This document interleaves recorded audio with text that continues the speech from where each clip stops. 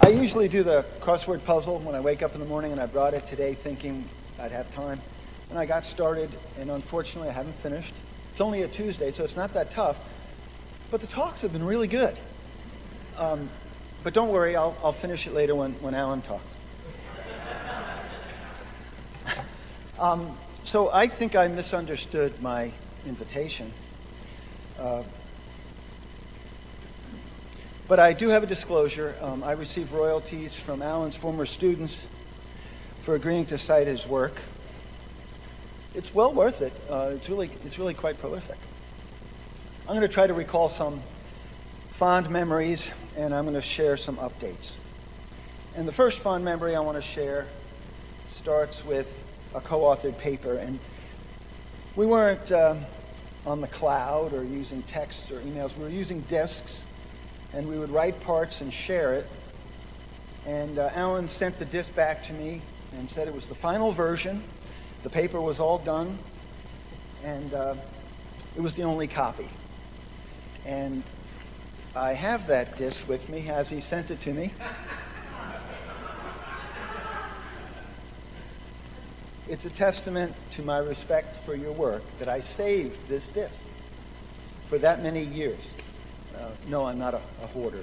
It was really, it was something I wanted to do. It's not a testament just to the scholarship and the productivity and the quickness and the promptness and the thoughtfulness, but also the clever antics. You know, you gotta enjoy life. It's short. Back in 1977, I had some benefits from journal advice. I was a brand new PhD from a relatively unknown program. I was at the Center for Advanced Studies going, oh my God, what am I doing here? And I had the opportunity to interact with people like Terry Wilson and Alan Kazdin. And I had submitted a paper to a major journal, and I'd been waiting for 8 months. And I had a conversation, and the senior mentor said to me, you know, here's how you should interact with that editor, and here's what you should say, and here's what you should do. And it was really critical to me, because I was a bit of a wuss and would probably not have said anything. Oh, wait a minute, that wasn't you, Alan, that was Terry. Terry, thank you very much for that. Sorry, I'm getting old. Another incident that I remember was conversational humor. And this was at the BWI Airport Amtrak station. There was a meeting about mediators, moderators, predictors, and mechanisms of change, and it was a very small group, and it was a very intense discussion. And I was enthralled, and I loved it, much like the things Wendy said, it really was influential. And I recall waiting, because the train was late, on that ramp, having conversations and laughing till my eyes teared. Oh wait, that was Rich Lerner. Sorry. I apologize. I apologize. But basketball. I think many of you may know that Alan played basketball. I still play basketball twice a week. It's somewhat of a fun addiction, but it's an addiction. But not long after I had an opportunity for a visitor at Temple University, I arranged for a game, which is the group I play with. We rent Rosemont College on Sunday mornings. And I discovered quickness, agility, and a great three-point shot. And I think you'll all appreciate that Steve Hinshaw is a good player. He really was, and he gave a great talk on ADHD as well. There was another time when I co-authored a paper on the assessment of depression in youth. The outline was generated in minutes. It was like boom, boom, boom, boom, boom, boom, and it was done. More impressive, however, that the entire review was done in a matter of weeks, and I was so impressed by Denny Cantwell, one of the co-authors on the paper. Alan, I think you might have been involved, I don't recall. Swimming. There was a time at ABCT, then AABT, now ABCT, when I took some time to swim in the hotel pool. I swam laps at a meaningful pace. I believe I did the side stroke in one direction and the crawl on the way back. I had the proper swim trunks, I had proper goggles, and there was someone else in the pool in the next lane. swimming faster, in better shape, and who did a proper turn when he hit the wall.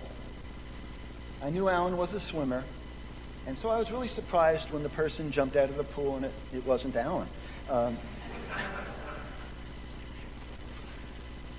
ABCT, an incredible institution, critical in my career. I remember going to New York to hear Jerry Patterson talking, maybe the second or third ABCT, AABT, and we had a Volkswagen, one of the Bugs, and I had talked my graduate student friend to driving, and we got there, and we parked and stayed at my friend's house, fraternity house at Columbia, and when we came out, the muffler was stolen off the back of the Volkswagen. And he said, I don't care if this behavior therapy stuff is any good. Somebody stole my muffler on this trip, and forget it. I'm not going to be a member of that group. Fortunately, I stayed a member of the group. It was not my muffler that was stolen. And it was right around that time that I met the then next president of the association, who, when I saw him and congratulated him, I said, this association is in good hands. And he said, yeah, like the Allstate insurance guy. No, that was Ed Craighead. I'm sorry. I'm sorry. Board certification, ABEP, the American Board of Professional Psychology. One year I was on the board of directors and I was on the awards committee, and much like Wendy, when she announced who to have come speak, I immediately thought of Alan because he's a draw. He's a convention speaker that will bring information that people will listen to, pay attention to, and understand. And this time it really was Alan Kazdin who came and gave the talk. And you know what? Truth be told, all of these were Alan. Terry was helpful, but it was Alan who took that time to tell me about how to deal with editors. And it was Alan who was the conversationalist who had me laughing. And it was Alan who wrote the paper in a matter of weeks and who sent me the disc. The basketball player was Steve Hinshaw, just so you know.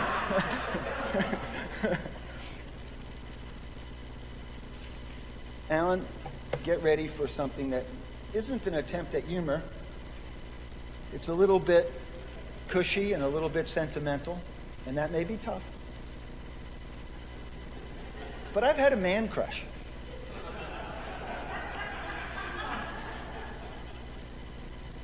But first, let's go over some data that have to do with some recent findings. And when I was going through my my thought process on this, I thought, you know what? There's got to be a connection. And so what I'm going to do is I'm going to talk about some recent findings that involve two graduate students, excellent graduate students, who came to me at the recommendation of a faculty member here at Yale. The first is Ilana Kagan, who's doing some work that comes out of her work on parenting with anxious kids. You'll see Leibowitz mentioned and Wendy mentioned as well. What we're trying to do is we're trying to identify not just what you do with parents, but what is it that parents do that is inappropriate or perhaps maladaptive for the kids, and then what can we introduce as an intervention. And so things that have been done with OCD, we're adapting. Things that Wendy and Ari Leibowitz have done, we're adapting. And we're doing some studies to look at changes in accommodation.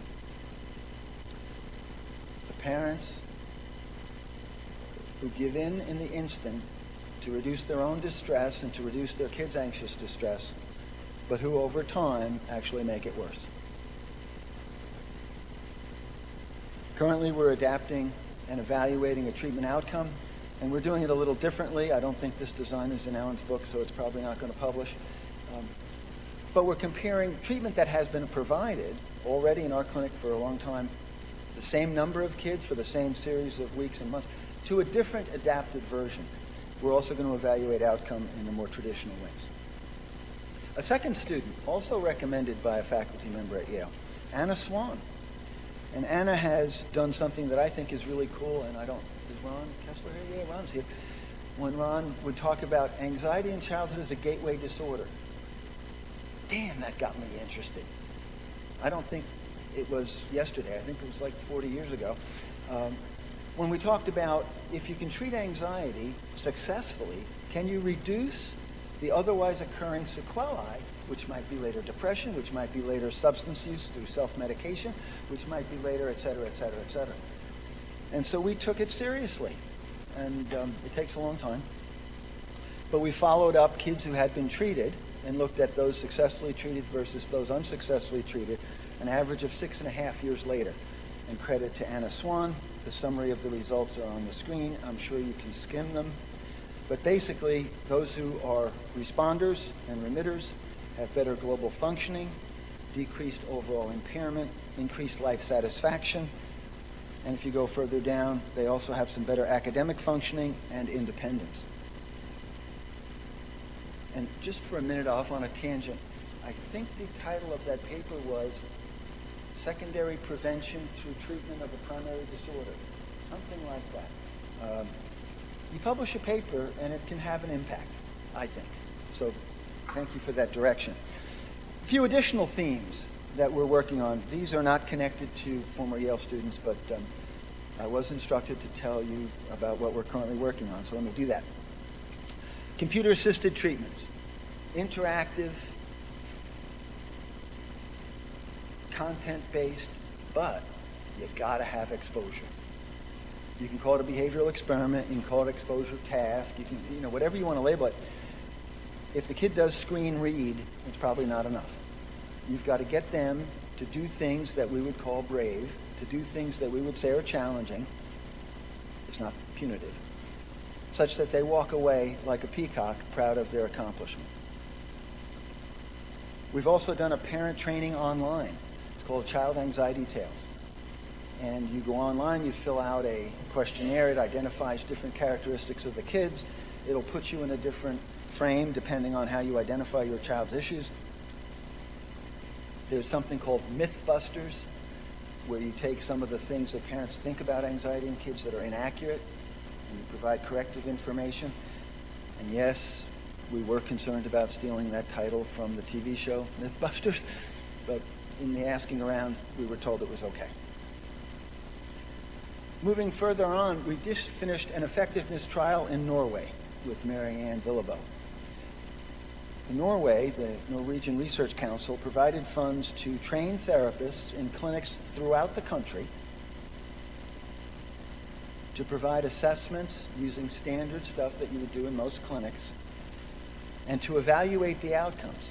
So these are not boutique clinics. These are not conscientious, motivated graduate students. These are clinics in the usual place throughout a country providing service with the services provided by the people who provide services anyway. The outcomes are comparable to those found in the boutique clinics. So at least in Norway, where you have a cooperative, willing to learn set of service providers, pretty good effectiveness data. Similarly in Norway, this time with Kiki Martinson, a transdiagnostic prevention program. Can you identify kids high on anxiety and depression, do an intervention, and reduce the likelihood that those symptoms and or depressive disorders will get worse? Favorable outcomes, more on the anxiety side than on the depression side. It's a 22-week program, so it's not simple, not easy. For years, people with ASD were said to not have anxiety. We find about a third of the kids have very atypical anxieties, but they will have them, and some of the kids actually qualify for an anxiety disorder, and with some modifications, there are treatment opportunities available for those kids as well. But the one thing I want to emphasize next is the one that I think has dissemination written all over it, it has impact written all over it, and that is how to train therapists. Because the one-day workshop for them is a day off. They learn information, but it doesn't change behavior. What do you do for therapist training? And so Hannah Frank and I are doing a project, which I will summarize briefly in the following way. We bring in therapists who've agreed, and during the day they learn a little bit about theory, but by the end of the day they're handling tarantulas. Those big spiders with the hair. But you provide information about what the hair signals. You provide information about their being poisonous or not, when they bite, when they don't bite. You give them all the psychoeducation, and then you provide the encouragement and the support to have the tarantulas be in their hand, walk on their body, etc. And what do the therapists say at the end of the training? You can predict. They go, holy mackerel, this works. I can't believe it. I came in, I wouldn't have touched the tarantula, and I'm holding a tarantula. We do exposure on the therapist to convince them of the likelihood of it being effective with the kids. So I give applause to Hannah for undertaking that project, and I hope all goes well. But back to Alan.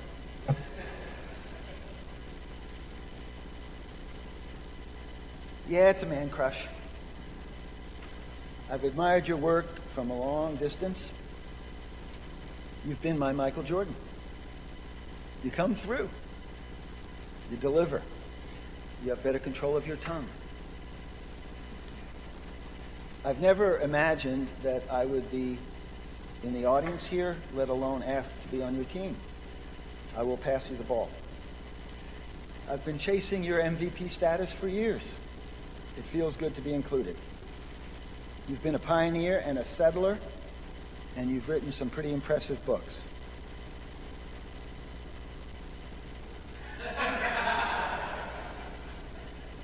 It fills a bookshelf. And when the books grew so heavy, they fell. But Alan, you have only your own shelf to blame. Thank you.